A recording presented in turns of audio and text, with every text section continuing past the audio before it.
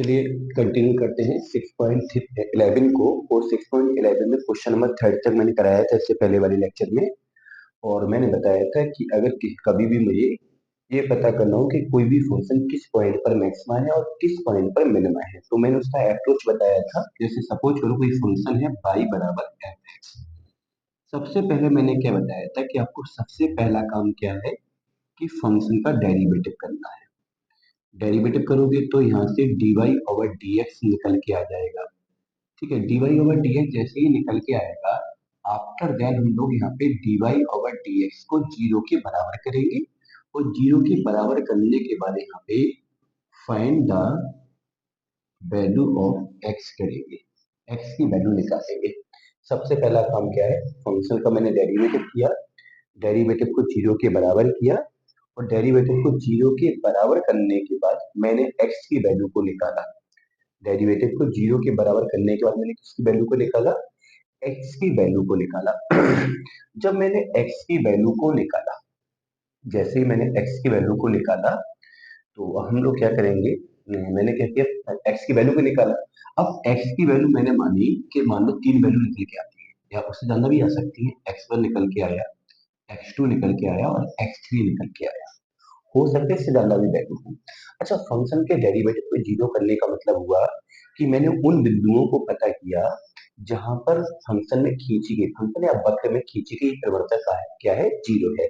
तो अगर मैं इस बिंदु पर इस पर से खींचेंगे तो इसकी प्रवणता जीरो होगी, यहाँ भी प्रवणता जीरो होगी और यहाँ भी प्रवणता जीरो होगी। क्यों होगी, क्योंकि इन बिंदुओं पर अगर इस पर से खींचेंगे तो एक्स एक्स के समांतर हो जाएगी। और जब भी रेखा एक्स एक्स के समांतर होती है तो वहां पे प्रवणता कितनी हो जाती है, जीरो हो जाती है। तो मैंने क्या किया, फंक्शन का डेरिवेटिव किया, डेरिवेटिव को जीरो के बराबर किया, जीरो के बराबर करके मैंने एक्स का मान निकाला। एक्स के मुझे 3 ही मान मिले। इस वक्र के हिसाब से मुझे 3 मान क्यों मिले, क्योंकि मुझे 3 ही ऐसे बिंदु दिख रहे हैं जहां पे खींची गई प्रवणता, स्पर्शी की प्रवणता जो है जीरो है। मतलब कह सकता हूँ कि स्पर्शी एक्स अक्ष के समांतर है। ठीक है। अच्छा, जिन बिंदुओं पर स्पर्शी की प्रवणता जीरो होती है उस बिंदु पर फंक्शन या तो मैक्सिमा होता है मिनिमा होता है। अब हम कैसे पता करेंगे मैक्सिमा है मिनिमा, उसको समझना है।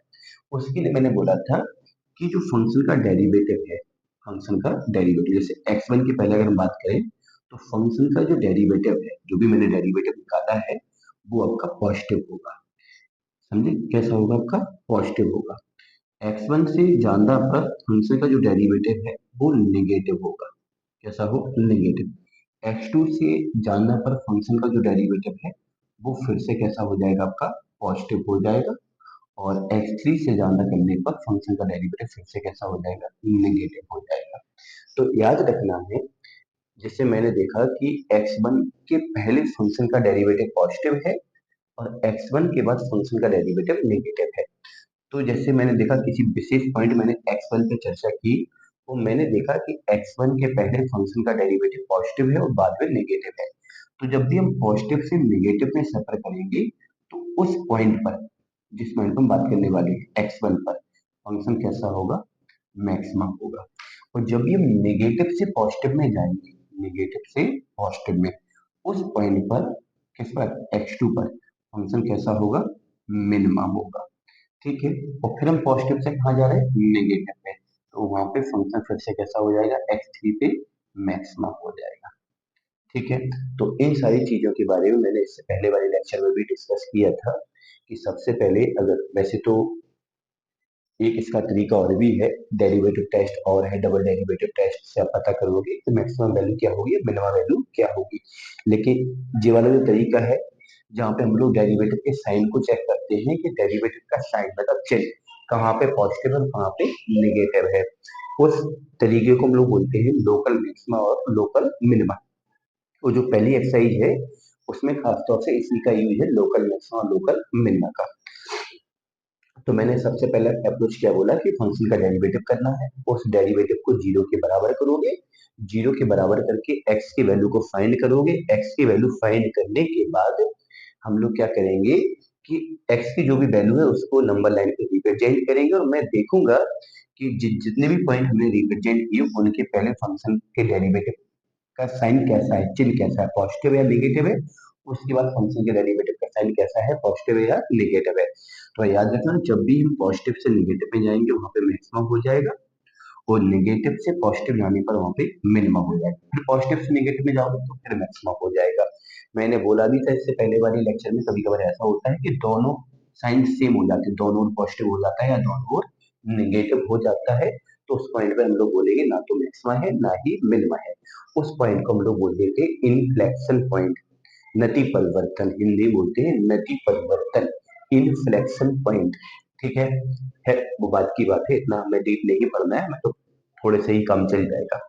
चलिए क्वेश्चन नंबर 4 क्या है आपका, इसी मेथड से इसी को आगे बढ़ाएंगे। तो क्वेश्चन नंबर 4 में उन्होंने बोला है कि x माइनस 1 का होल क्यूब, और क्या है आपका x प्लस 1 का होल स्क्वायर। जब मैं इसका डेरिवेटिव करूंगा तो इसके डेरिवेटिव में हमने एफ एक्स निकाला, 3x-1 का स्क्वायर, पहले का डेरिवेटिव, दूसरा वाला सेम, प्लस पहला वाला सेम और दूसरे का डेरिवेटिव 2x+1। ठीक है, तो पहले का डेरिवेटिव दूसरा सेम प्लस पहला सेम दूसरे का डेरिवेटिव, दोनों से अगर हम कॉमन की बात करें तो x-1 का स्क्वायर और x+1 मैंने कॉमन लिया, तो जब मैंने कॉमन ले लिया तो ये तो पूरा कॉमन चला गया, इस दो पार्ट था ना इसमें क्योंकि स्क्वायर है, तो इसमें से एक फैक्टर मैंने बाहर निकाला, तो एक फैक्टर बना हुआ जिसमें 3 का गुणा करेंगे, 3x1+3, और मैंने इसको बाहर निकाला, इसमें से दो फैक्टर बाहर निकाला तो दो का गुणा करोगे तो 2x-2, तो यहाँ पे हो जाएगा x-1 का होल स्क्वायर, x+1 और 5x+1। मैंने इसमें क्या किया, फंक्शन का डेरिवेटिव किया। जब मैंने फंक्शन का डेरिवेटिव किया, अब मेरे पास क्या दूसरा कॉन्सेप्ट क्या होता है, मतलब डेरिवेटिव के आने का प्रोसेस क्या होता है कि उस डेरिवेटिव को हम लोग जीरो करते हैं। तो जैसे ही मैंने D Y over D X को जीरो किया, या D Y over D X बोल दो या एफ डेक्स एक्स बोल दो, दोनों का मतलब एक ही है फंक्शन के डेरिवेटिव से। हमने फंक्शन का डेरिवेटिव जीरो किया, x-1 का स्क्वायर, और यहाँ पे x+1, और यहाँ पे कितना 5x+1 को जीरो किया। जब जीरो किया तो यहाँ पे x की 3 वैल्यू निकल के आती है, एक 1 आता है, एक -1 आता है, एक माइनस का 1/5 आता है।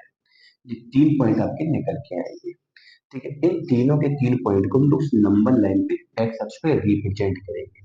एक पॉइंट तो आपका 1 है, एक आपका माइनस का 1/5 है, और एक पॉइंट है आपका माइनस का 1।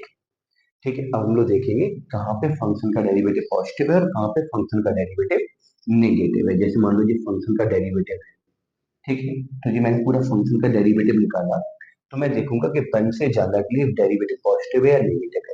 तो 1 से बड़ी कोई वैल्यू आप सोच सकते हैं मन में, जैसे मैंने 1 से बड़ी वैल्यू को सोचा, और 1 से बड़ी वैल्यू इसमें मैंने 2 सोची, और जब मैं यहाँ पे 2 को पुट करूंगा, जब मैं यहाँ पे 2 को पुट करूंगा तो मैं देखूंगा कि 2 अगर यहाँ डालोगे तो ये पॉजिटिव आएगा, ये भी पॉजिटिव आएगा, और ये भी पॉजिटिव आएगा, मतलब फंक्शन का डेरिवेटिव पॉजिटिव आएगा। अब 1 से छोटी वैल्यू, तो -1/5, -1/5 से बड़ी वैल्यू कोई सोचो, जैसे मैंने जीरो सोचा तो मैंने यहाँ जीरो डाला, ये तो स्क्वायर है तो पॉजिटिव ही हो जाएगा, जीरो यहाँ डालोगे पॉजिटिव और जीरो यहाँ डालोगे पॉजिटिव, मतलब इन तीनों जगह हमें क्या मिलेगा, पॉजिटिव। तो 1 से पहले पर भी कैसा है, पॉजिटिव है। अब -1 और -1/5 यहाँ पे हम लोग चेक करेंगे, तो -1 और -1/5 पे जैसे मैंने सोचा माइनस का आधा, क्योंकि इनके बीच में कोई एक नंबर देख के मतलब सोच कर हम लोग चेक कर सकते हैं, तो इनके बीच में मैंने एक नंबर सोचा माइनस का हाफ, क्योंकि जो माइनस का हाफ है वो -1 से बड़ा है लेकिन -1/5 से छोटा है, तो माइनस का हाफ जब मैंने यहाँ डाला तो यहाँ तो पॉजिटिव ही हो जाएगा, लेकिन माइनस हाफ से 1 को जोड़ेंगे, माइनस हाफ में 1 को जोड़ेंगे तो ये पॉजिटिव होगा, बट ये नेगेटिव हो जाएगा, तो फाइनली क्या हो जाएगा, नेगेटिव हो जाएगा। इसी प्रकार अब मुझे -1 से छोटा कोई नंबर सोचना है, तो -1 से छोटा मैंने नंबर सोचा -2, जब यहाँ पे -2 डालेंगे तो ये पॉजिटिव आएगा। तो मैंने सबसे पहले क्या किया, फंक्शन का डेरिवेटिव किया, डेरिवेटिव करके उसको जीरो के बराबर किया, जीरो के बराबर करके एक्स की वैल्यू को निकाला और एक्स की वैल्यू को नंबर लाइन पे रिप्रेजेंट कर दिया। ठीक है, नंबर लाइन पे रिप्रेजेंट किया तो 3 पॉइंट आपके रिप्रेजेंट किए। अब मैंने देखा कि जो 1 पॉइंट है माइनस का 1 पॉइंट, उसके पहले डेरिवेटिव पॉजिटिव है, उसके बाद निगेटिव है। इसका मतलब मैं बोल सकता हूँ कि at at X equal to -1, at X equal to -1 पे जो फंक्शन है वो मैक्सिमम होगा। इसी प्रकार अब मैं देखूंगा, -1/5 के पहले नेगेटिव है, -1/5 के पहले नेगेटिव है और 1/5 के बाद पॉजिटिव है। तो मैं बोल सकता हूँ एट एक्स इक्वल टू -1/5 पे क्या होगा, मिनिमा होगा। ठीक है। अब बन के पहले और बाद वाला चिन्ह कैसा है, समान है, दोनों ओर पॉजिटिव है या फिर दोनों ओर नेगेटिव हो। दोनों के लिए बात याद रखना है, जब दोनों के लिए पॉजिटिव या दोनों के लिए नेगेटिव हो तो वहां पे बोल देते हैं कि इस पॉइंट पर क्या होगा, no maxima and no minima. ठीक है, ना तो यहाँ पे मैक्सिमा बोलोगे ना ही मिनिमा बोलोगे। केवल इन्हीं दोनों पॉइंट पे हम लोग मैक्सिमा और मिनिमा का डिस्कशन कर सकते हैं, क्योंकि इन्हीं दोनों बिंदु के पहले और बाद में आपके डेरिवेटिव का चिन्ह चेंज हो रहा है, साइन चेंज हो रहा है। ठीक है। चलिए, अब आपको पता चल गया कि अगर इस फंक्शन में x का वैल्यू -1 डालोगे तो मैक्सिमा होगा। तो आप -1 डालेंगे यहाँ पे। तो मैंने इस फंक्शन में x के स्थान पे क्या डाला, -1। तो फंक्शन की वैल्यू कैसी आएगी, मैक्सिमा। चलिए, -1 अगर यहाँ डालोगे तो -1 और -1 -2 का क्यूब और इंटू -1 और +1 0 का स्क्वायर, तो 0 आ जाएगा। तो इस फंक्शन की मैक्सिमम जो वैल्यू है वो 0 आएगी। अब हम बात करेंगे मिनिमम वैल्यू की। मिनिमम की, तो मिनिमम कहाँ पे है, -1/5 पे। तो x बराबर माइनस का 1/5 जब डालोगे तो हमें तो मिनिमम मिलेगा। क्या मिलेगा, मिनिमा। तो इस फंक्शन में क्या डालेंगे, -1/5। तो जब -1/5 डालोगे तो -1/5 -1 का क्यूब और सॉरी -1/5 +1 का स्क्वायर। इसी प्रकार हम इसको आगे सॉल्व कर सकते हैं। तो देखो यहाँ पे मैंने क्या किया, सबसे पहले फंक्शन का डेरिवेटिव किया, डेरिवेटिव को 0 के बराबर किया, 0 के बराबर करके मैंने x की वैल्यू को ज्ञात किया। x की वैल्यू को ज्ञात करके उन x की वैल्यू को मैंने नंबर लाइन पे रिप्रेजेंट किया और नंबर लाइन पे रिप्रेजेंट करने के बाद मैंने उन बिंदुओं के पहले और बाद में उस डेरिवेटिव को लिखा कि वो पॉजिटिव है या नेगेटिव है। तो उसके बाद उन डेरिवेटिव के साइन को लिखा, साइन मतलब चिन्हों को लिखा कि कहाँ पे पॉजिटिव है कहाँ पे नेगेटिव है। ठीक है, जब हम पॉजिटिव से नेगेटिव पे जाएंगे वो पॉइंट मैक्सिमा का होगा, और जब नेगेटिव से पॉजिटिव में जाओगे तो वो पॉइंट मिनिमा का होगा। क्यों क्यों हुआ ऐसा, वो मैंने थ्योरी में आपके साथ डिस्कस किया था। जिस मतलब इसको मैं बार बार तो डिस्कस नहीं करूंगा, जो कि मैंने थ्योरी के साथ डिस्कस कर लिया है। चलिए अगला देखो।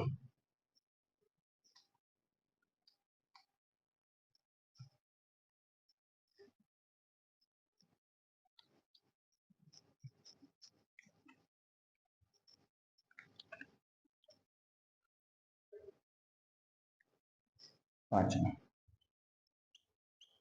एफ एक्स बराबर कितना है, साइन एक्स माइनस का कॉस एक्स। और यहाँ पे जो एक्स की वैल्यू है वो 0 से बड़ी है, 2 पाई से छोटी। ठीक है। चलिए, 0 से 2 पाई के लिए मुझे इसका मैक्सिमम मिनिमम पता करना है। तो सबसे पहले इसका डेरिवेटिव करो। तो जब इसका डेरिवेटिव करोगे तो डेरिवेटिव आएगा F x x, sine x का डेरिवेटिव कॉस एक्स और कॉस एक्स का माइनस साइन एक्स, तो माइनस माइनस प्लस का साइन एक्स। डेरिवेटिव हुआ, इसके बाद हम डेरिवेटिव को 0 के बराबर करते हैं। 0 की जब बराबर करोगे तो यहाँ पे बन जाएगा कॉस एक्स प्लस का साइन एक्स बराबर 0। तो जब इसको आप सॉल्व करोगे तो यहाँ पे लिखोगे साइन एक्स बराबर माइनस कॉस एक्स, कॉस बटे में जाएगा तो टेन एक्स बराबर माइनस का 1। तो टेन एक्स बराबर जब माइनस का 1 होगा तो मैं देखूंगा किन बिंदुओं पर ये आपका माइनस का 1 है, किन बिंदुओं पर माइनस का 1 है। तो देखो किन बिंदुओं पर माइनस का 1 होगा। तो टेन का वैल्यू नेगेटिव दो जगह होता है, एक तो दूसरे चतुर्थांश में और एक आपका होगा चौथे चतुर्थांश में। तो दो पॉइंट आपको एक्स की दो वैल्यू मिलेगी, एक तो 135 डिग्री मिलेगी और एक मिलेगी 315 डिग्री। इन दोनों एंगल के लिए टेन का वैल्यू कैसा होगा, नेगेटिव होगा, मतलब माइनस का 1 होगा। अब कौन सा और भी वैल्यू हो सकती है, तो बिल्कुल नहीं लेंगे, क्योंकि मुझे जो एंगल लेना है वो 360 के पहले तक ही लेना है। तो 315 हमने ले लिया है। अब 315 से ऊपर अगर जाओगे और भी एंगल अगर ढूंढने की कोशिश करोगे तो तुम 360 से बाहर निकल जाओगे, जो कि हमें नहीं जाना है। चलिए इन पॉइंट को हम अगर रिप्रेजेंट करेंगे तो एक पॉइंट कितना है 135 डिग्री और एक है आपका 315 डिग्री। ठीक है, अब देखो यहाँ पे, अब मुझे मैंने इन दोनों पॉइंट को कहाँ पे रिप्रेजेंट किया, एक्स अक्ष पे। अब देखेंगे मैं कि इसके पहले और इसके बाद में और 315 के पहले और 315 के बाद में फंक्शन का डेरिवेटिव कैसा है, पॉजिटिव है या नेगेटिव है। तो अगर मैं देखूं 315 के पहले, जैसे 315 के पहले मैंने देखा क्या, 315 से पहले क्या आता है, जीरो आएगा। जैसे 315 नहीं, पहले हम 135 के पहले देखते हैं। 135 के पहले जैसे मैंने 90 लिया, तो अगर मैं 90 डिग्री यहाँ पे डालूंगा, 90 डिग्री को मैं यहाँ पे डालता हूँ, तो अगर 90 डिग्री को हम यहाँ पे डालेंगे तो मैं देखूंगा कि 90 पर कॉस का वैल्यू कितना होता है, जीरो होता है, साइन का वैल्यू 1 होता है। तो मैं कह सकता हूँ कि 90 पर ये कैसा है, पॉजिटिव है, मतलब 135 के पहले पॉजिटिव है। अब मैं 135 के बाद देखूंगा तो ये नेगेटिव आएगा, और 315 के बाद देखूंगा तो ये फिर से कैसा आ जाएगा, पॉजिटिव आ जाएगा। और इसका एक तरीका और भी है चेक करने का, मैं x को यहाँ लिख देता हूँ, x जीरो से बड़ा है, 2 पाई से छोटा है। ठीक है, इसको चेक करने का तरीका क्या है, बहुत सिंपल सा फंडा है। ये क्या है, एक्स अक्ष और वाई अक्ष। ठीक है, अब मैं देखूंगा कि मैंने एक बनाया साइन का ग्राफ और एक बनाया मैंने कॉस का ग्राफ। ठीक है, और दोनों ग्राफ को मैंने 360 तक बनाया, दोनों ग्राफ को मैंने कहाँ तक बनाया, 360 तक बनाया। अब मैं देखूंगा कि साइन प्लस कॉस को हमें कैसा बनाना है, पॉजिटिव बनाना है। साइन कॉस को हमें कैसा बनाना है, पॉजिटिव बनाना है। तो आप लोग यहाँ से पता कर सकते हो कि यहाँ पे जो एंगल बनेगा, यहाँ पे कितना है, 180 है, और यहाँ पे कितना है, अच्छा नेगेटिव वाला लफड़ा हो जाएगा यहाँ पे, नहीं नहीं ग्राफ से मत समझो, ग्राफ से हम समझा सकते थे अगर यहाँ माइनस नहीं लगा होता, सॉरी प्लस ना होता। अभी इस ग्राफ से छोड़ो, अभी आप लोग ऑब्जर्वेशन समझो कि ग्राफ में हम लोग कंफ्यूज हो जाओगे। मैं थोड़ा ज्यादा अंदर चला जाता हूँ, ग्राफ को छोड़ दो अभी, ग्राफ से पहले ही सोच लो, मतलब आप लोग एंगल को पुट करके देख लो यहाँ पे। ये 135 से पहले बोला मैंने, तो 135 से पहले आप कोई भी वैल्यू सोच लो, जैसे 135 से पहले मैंने 120 देखा, तो 120 के लिए कॉस का अगर मान निकालोगे तो माइनस का 1/2 आएगा, और साइन का कितना आएगा, √3/2 आएगा। तो इसका मतलब साइन का जो पॉजिटिव वाला वैल्यू है वो नेगेटिव वाले वैल्यू से, कॉस के नेगेटिव वाले वैल्यू से बड़ा है, तो ये पॉजिटिव ही आएगा। 135 और 315 के बीच में अगर देखोगे तो नेगेटिव आएगा, और 315 से ऊपर देखोगे तो फिर से कैसा आएगा, पॉजिटिव आएगा। थोड़ा सा यहाँ पे समझना कठिन हो जाता है, तो बस एक काम कर लिया करो, जैसे आपको पॉइंट तो मिल ही जाते हैं, पॉइंट कैसे मिलते हैं, डेरिवेटिव को जीरो करने पर जो एक्स की वैल्यू मिलती है वो पॉइंट होते हैं। तो अब हमें पॉजिटिव नेगेटिव का अगर जस्टिफिकेशन करना हो, पॉजिटिव नेगेटिव का जस्टिफिकेशन करना हो तो हम लोग क्या करते हैं कि पहले तो पॉइंट को रिप्रेजेंट करते हैं, और पॉइंट को जब रिप्रेजेंट करेंगे तो नंबर लाइन बढ़ जाएगी। जैसे 135 वाला भाग अलग हो गया पहले वाला, 135 से 315 वाला भाग अलग कर दिया, और 315 से ऊपर वाला भाग हमने अलग कर दिया। प्रत्येक भाग से एक एक वैल्यू आप यहाँ पे डाल के देख लिया करें, जब वैल्यू डालेंगे तो आपको खुद ही पता चल जाएगा अपने आप से कि कहाँ पे पॉजिटिव और कहाँ पे नेगेटिव है। वैसे इनइक्वलिटी से इसका एक मेथड और भी है, ग्राफ से भी है, लेकिन मैं अब ज्यादा अंदर जाने की कोशिश में नहीं हूँ, मतलब मैं चाहता हूँ कि इतने से ही आपका काम चल जाए। चलिए अब हम क्या करते हैं कि जब भी हम पॉजिटिव से नेगेटिव में जाते हैं तो वो क्या हो जाता है, मैक्सिमम पॉइंट हो जाता है। तो मैं बोल सकता हूँ कि 135 पे कैसा है, मैक्सिमम है, और जब भी नेगेटिव से पॉजिटिव में जाओगे तो वहां पे कौन सा पॉइंट मिल जाता है, मिनिमा है। तो मैं बोल सकता हूँ कि 315 पे क्या है, मिनिमा है, 315 पे क्या है, मिनिमा है। तो आई थिंक आप लोग यहाँ तो कर ही सकते हैं। ठीक है, तो आपको पता चल गया कि 135 पे क्या है, मैक्सिमा है। तो अगर मुझे फंक्शन की मैक्सिमम वैल्यू निकालनी है तो x के स्थान पे 135 अंश हम डालेंगे, 135 डालेंगे तो साइन 135 का वैल्यू होता है 1/√2, और कॉस 135 का वैल्यू होता है -1/√2। तो माइनस माइनस प्लस का 1/√2 हो जाएगा, और इनको जब जोड़ेंगे तो √2 ही आएगा। इसी प्रकार जब यहाँ पे मिनिमम वैल्यू की बात करेंगे तो मिनिमम वैल्यू आपको तभी मिलेगी जब x का वैल्यू 315 डालोगे आप। तो 315 डालने पर क्या मिलेगा, मिनिमम मिलेगा। तो यहाँ पे 315 डाला हमने। जब 315 डाला तो 315 पे कितना मिला, -1/√2 साइन का और कॉस का प्लस का 1/√2, लेकिन माइनस पहले से लगा है तो -1/√2, तो माइनस का √2 आ गया आपका। तो ये फंक्शन की मैक्सिमम वैल्यू है और ये आपकी मिनिमम वैल्यू है। मैक्सिमम किस बिंदु पर है, 135 पर। मिनिमम किस पर है, 315 पर। तो सबसे सिंपल सा तरीका है कि आप इतना याद कर ले कि सबसे पहले हमें क्या करना है, उसके बाद क्या करना है। सबसे पहले फंक्शन का डेरिवेटिव करना है, डेरिवेटिव को जीरो के बराबर करना है, डेरिवेटिव को जीरो के बराबर करके एक्स का मान निकालना है। जब एक्स का मान निकालोगे तो एक्स के मान को नंबर लाइन पे रिप्रेजेंट करोगे और नंबर लाइन पे रिप्रेजेंट करने के बाद हम लोग देखेंगे कहाँ पे वो पॉजिटिव है और कहाँ पे वो नेगेटिव है। ठीक है। क्वेश्चन नंबर 6 इसी प्रकार से आप लोग खुद ही ट्राई करेंगे, नहीं बनता है तो मैं करवाऊंगा फिर। ठीक है। अच्छा, चलिए आगे बढ़ते हैं। थोड़ी सी एक्सरसाइज टफ लगेगी लेकिन टफ है नहीं, थोड़ा सा गौर से समझो। मैंने काफी ज्यादा चीजें एक्स्ट्रा में बता दी हैं तो इस वजह से हो सकता है टॉपिक टफ लगेगा लेकिन टफ नहीं है। ठीक है। तो देखो यहाँ पे क्वेश्चन नंबर कौन सा है आपका, सेवेंथ।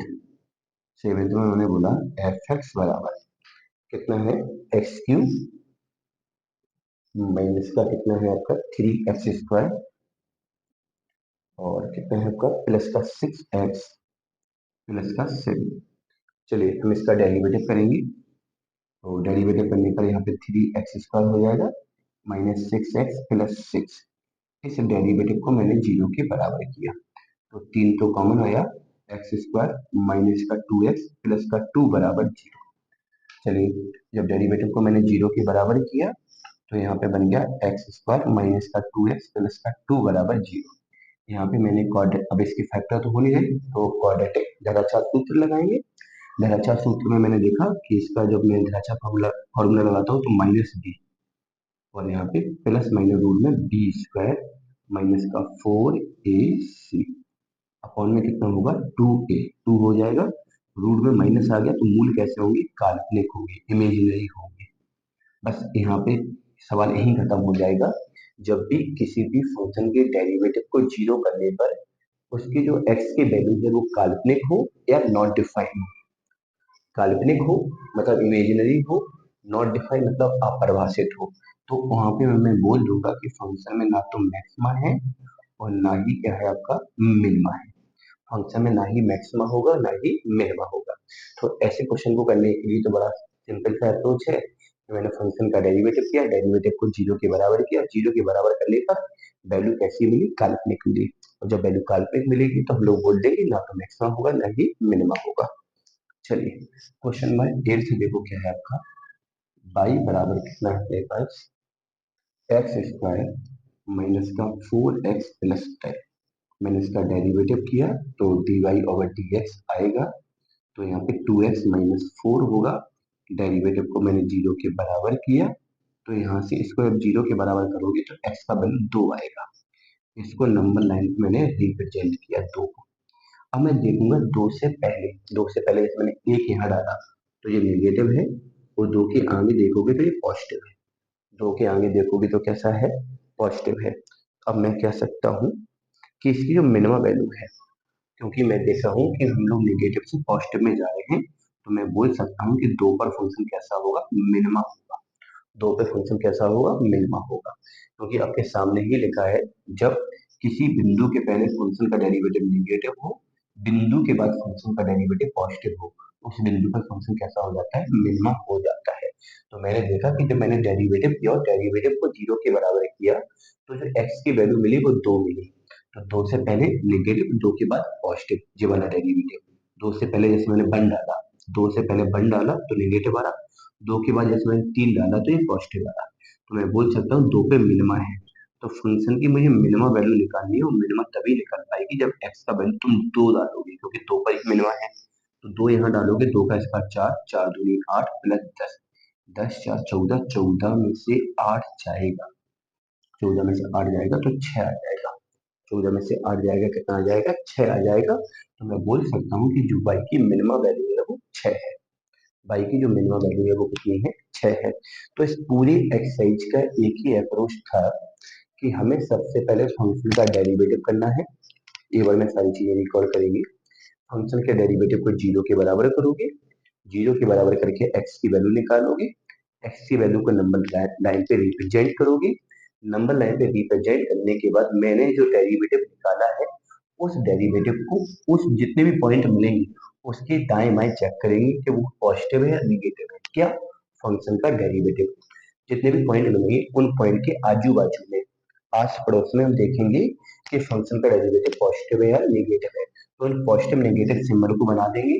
पॉजिटिव नेगेटिव सिंबल को बनाने के बाद फिर मैं देखूंगा कि जब मैं पॉजिटिव सिंबल से नेगेटिव सिंबल सिंबल में जाऊंगा तो वहां पे मैक्सिमम होगा, और जब नेगेटिव से पॉजिटिव में जाओगे तो वहां पे मिनिमम होगा। ठीक है। और अगर कभी ऐसा हो जाता है कि मैंने फंक्शन के डेरिवेटिव को जीरो तो किया है लेकिन वहां से एक्स की कोई वैल्यू नहीं मिलती है, मतलब एक्स की वैल्यू मुझे काल्पनिक मिलती है, या फिर मैं कह सकता हूँ डिफाइन नहीं हो पाती है, तो उस पॉइंट पर फंक्शन ना तो मैक्सिमम होता है ना ही मिनिमम होता है। एक बात मैंने आपके साथ और बोली थी कि कभी कभार ऐसा भी होगा कि मैंने जो पॉइंट रिप्रेजेंट किया उसके आस पड़ोस दोनों जगह हो सकता है पॉजिटिव हो सकता है दोनों जगह निगेटिव हो।